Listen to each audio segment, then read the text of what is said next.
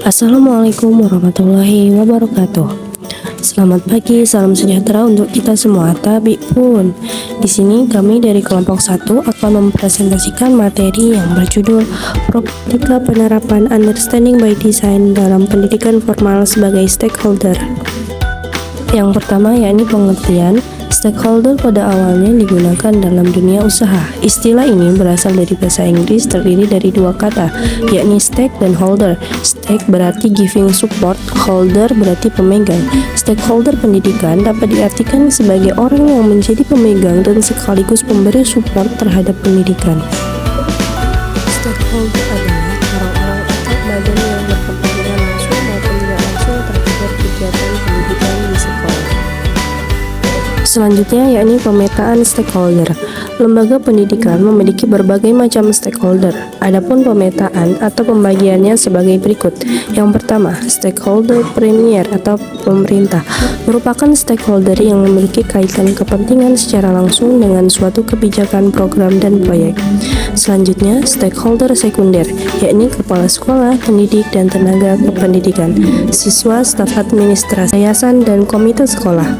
Yang terakhir yakni stakeholder tersier, yakni masyarakat mitra penyedia lapangan pekerjaan.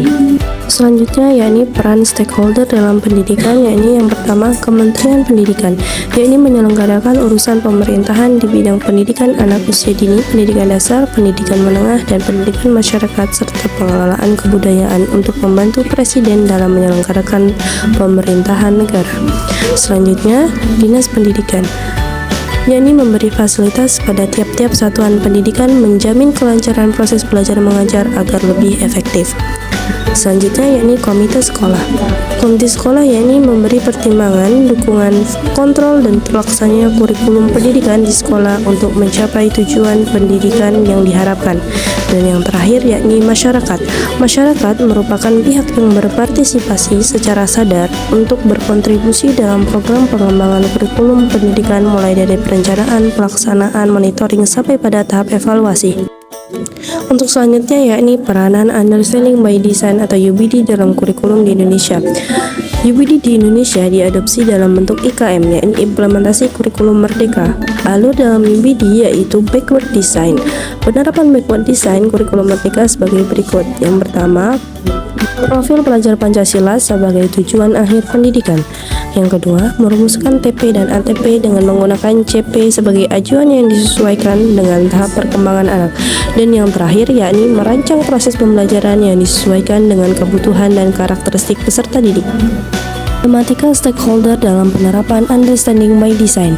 Yang pertama, di Kementerian Pendidikan, sekolah kaku dan kultur lama sehingga perlu usaha untuk memotivasi sekolah dalam beradaptasi dengan penggunaan kurikulum merdeka. Selanjutnya, terbatasnya kemampuan guru senior mengakses platform Merdeka Mengajar. Perlu sosialisasi lebih lanjut mengenai penggunaan platform tersebut. Dan yang terakhir, pemahaman mengenai kurikulum merdeka kurang. Perlu sosialisasi dan penambahan sumber informasi serta adanya pelatihan. Selanjutnya, problematika di komite sekolah.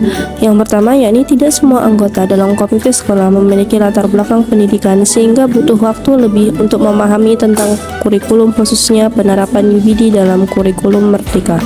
Serta orang-orang yang berada dalam komite sekolah umumnya memiliki tugas masing-masing di luar tugas komite, sehingga mengalami keterbatasan waktu dalam mempelajari dan memahami penerapan UBD dalam kurikulum. Selanjutnya, problematika di Dinas Pendidikan.